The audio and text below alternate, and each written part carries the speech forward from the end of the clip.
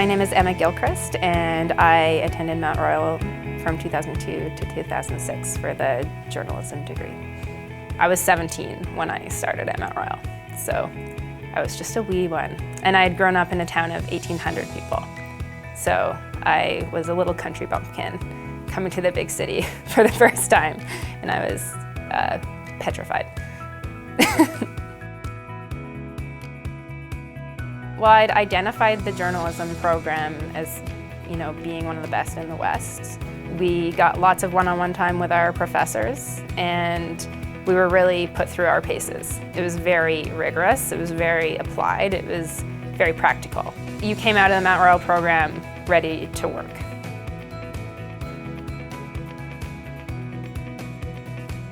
To really excel at anything, you have to be better than basically everybody else. I was 22 at the time, and I guess I just came in with enough fresh energy, and I had this idea. I thought it would be great to write this weekly column, and we could build a website and collect it all online, and it could become this kind of go-to online guide. How do you go about choosing a fuel-efficient car? How do you make your home more energy efficient? How do you even recycle in Calgary at that time was confusing.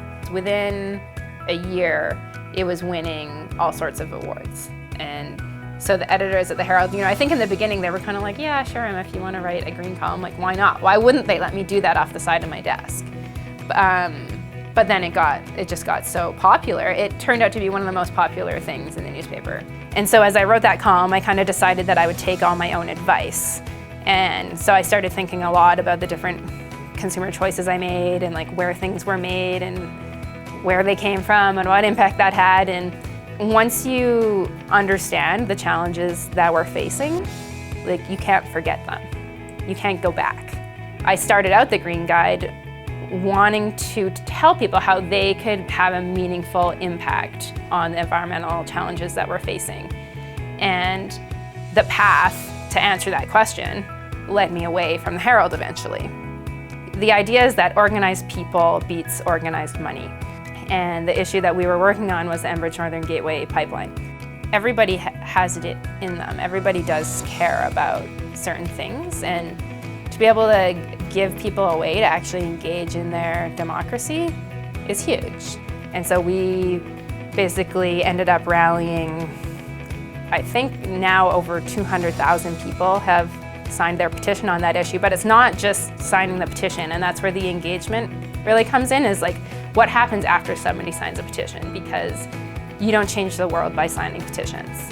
So, turning people into donors and volunteers and organizers, and going out and talking to people in their neighborhoods, knocking on doors during elections, making these things ballot box issues, that's actually what has to happen to create real change.